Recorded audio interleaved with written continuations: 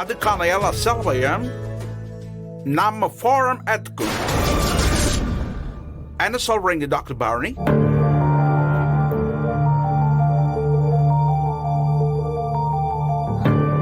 எட்டி பரணி, பெரிய வாய்ப்புட்டு சரின்னு சொல்லு. பரணி, பிஜி படிக்கணும்னா எவ்வளவு செலவாகும்? அம்புட்டு செலவையும் அவங்களே ஏத்துக்கிறேன்னு சொல்றாவ. ஓகேன்னு சொல்லிட்டி. எலா, எதுக்கு உன் மூஞ்சி ஒரு மாதிரியா போகுது? பின்ன அவளால பிஜி படிக்கவே முடியாதுன்னு நினைச்சேன். ஆனா இப்போ ஃபோரம்ல இருந்தே படிக்க வைக்க போறேன்னு சொல்றாங்க. வயிறு எரியாதா? எலா, எனக்கு இந்தாமலே எரியுது. இருக்கட்டும், இவ மட்டும் அமெரிக்கா போகட்டும். இவ திரும்பி வர்றதுக்குள்ள இந்த சமூகம் குடும்பத்தை நிர்மூலமாக்கி பரணியையும் சமூகத்தையும் நாம் பிரிச்சிருவல்ல. நீ ஒண்ணும் கவலைப்படாத.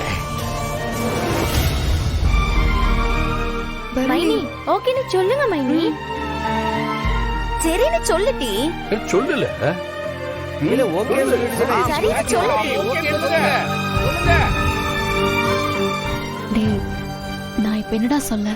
இல்லே என்ன யோசிக்க? சரின்னு சொல்லு. எம்பிட்டு பெரிய வாய்ப்பு எல்லாருக்கும் கிடைக்குமா? சொல்லிடவா? நான் சொல்லுதேன், நாங்கெல்லாம் இருக்கோம்ல. சரின்னு சொல்ல. இலே சார், நான் இந்த ஆஃபரை ஏத்துக்கிறேன். இந்த ஆஃபரை ஏத்துக்கிட்டு யுஎஸ் போய் மேல் படிப்பு படிக்க நான் சம்மதிக்கிறேன்.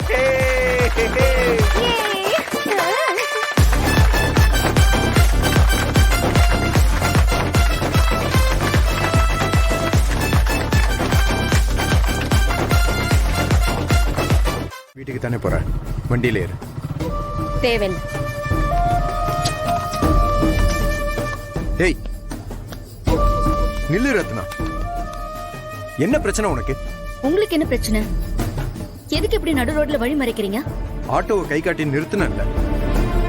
எவனோ முன்ன பின்ன தெரியாத ஆட்டோக்காரன் வண்டியில போய் ஏறுவ, என்னோட வண்டியில ஏற மாட்டியா? ஆமா. இப்ப வழி விட போறீங்களா இல்லையா? எதுக்காக இப்படி ரோட்ல நின்னு தகராறு பண்ணிக்கிட்டு இருக்கீங்க? தகராறு? வண்டியில வான்னு சொன்ன, இதுல என்ன தகராறு இருக்கு? இது என்ன, நீ இது வரைக்கும் வராத வண்டியா? இல்ல இப்பதான் நீ என்கிட்ட புதுசா வர போறியா? நானும் வீட்டுக்கு தான் போறேன், வா வண்டியில போலாம்.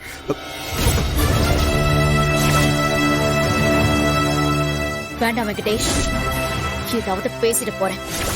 எனக்கு உங்களை பிடிக்கல, உங்க கூட வரது பிடிக்கல. வேண்டானா விட்டுருங்க, பேசாம போயிடுங்க. ஏன் பிடிக்கல? லவ் பண்றப்ப மட்டும் இழுச்சு இழுச்சு பேசுன, இப்ப ஏன் எரிஞ்சு எரிஞ்சு விளையாற? அந்த லவ்வே பொய்ன்னு தெரிஞ்சிடுச்சு. இன்னும் எத்தனை ஜென்மம் எடுத்தாலும் உங்க கூட லவ் வராது. போதுமா?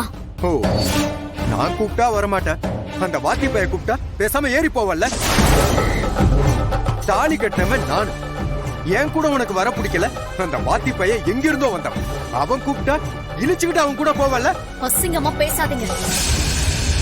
ஆமா, அறிவழகன் லிஃப்ட் கொடுத்தா நான் வண்டியில போவேன். யாராச்சும் லிஃப்ட் கொடுத்தா போகிறதும் போகாம இருக்கிறதும் என்னுடைய இஷ்டம்.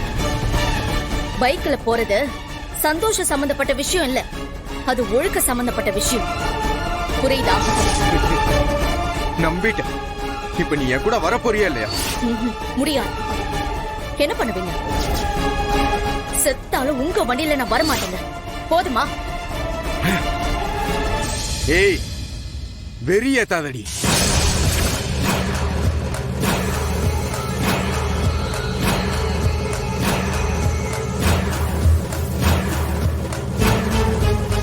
இன்னும் ஒரு தடவை டீ போட்டு பேசிக்கிட்டு இருந்த மரியாதை கெட்டுடும் பாத்துக்க.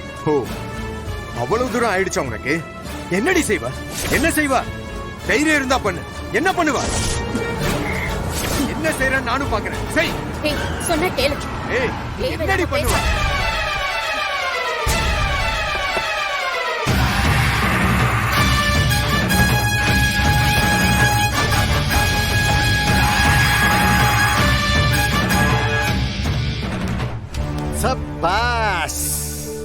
சரியான போட்டி, அட்டகாசமான சண்டை.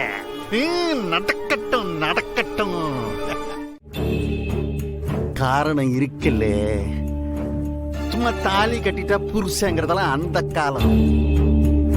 ஒரு பொண்ணோட ஒரு பையன் ஒரு வீட்டுக்குள்ளார சேர்ந்து இருந்தாலே அவன் அவளுக்கு தாலி கட்டலினாலும் அவனை புருஷன்னு சொல்றதுதான் இந்த காலம். இளைவாத்தி, தாலி கட்டுறது இருக்கட்டும் ஒரு பக்கம், கண்ட்ரோல்ல அவளை கொண்டுட்டு வரணும், அதுதான் பெரிய விஷயம். முதல்ல அவளை ஓன் கண்ட்ரோல்குள்ள கொண்டுட்டு வாழே. புரியல. அட ஆக்கங்கட்ட கூவா இருக்க நீயே. இல்லையே, அந்த ரத்தினாவை உன் கைக்குள்ளார கொண்டுட்டு வரணும்னா நான் சொல்றது நீ செய். நீ உடனே அவ கூட புருஷனா வாழ ஆரம்பி. ஏற்கனவே அவ கூட நான் புருஷனா தான் வாழ்ந்துகிட்டு இருக்கேன். ஐயோ, ஒரு வார்த்தைக்கு நான் படிப்பு சொல்லும்படியா இருக்கே. நீ சொல்லுத மாதிரி புருஷங்கிறது வெறும் சொல்லுல மட்டும் இருக்க கூடாது. புருஷன் பொண்டாட்டியா வாழணும். அத சுத்தி இருக்கிறவ பாக்குறவன் தான் சொல்லணும். என்ன வாத்தி நீ பத்து மடையனா இருக்கியே. நீங்க சொல்ற மாதிரி அவ அதுக்கெல்லாம் இடம் கொடுக்க மாட்டான். அவ குடுக்கலன்னா நீ எடுத்துக்க. இல்ல மத்தவன் செஞ்சாத்தாலே அது அநியாயம். உன்கிட்ட தான் லைசன்ஸ் இருக்கே, புருஷங்கிற லைசன்ஸ்.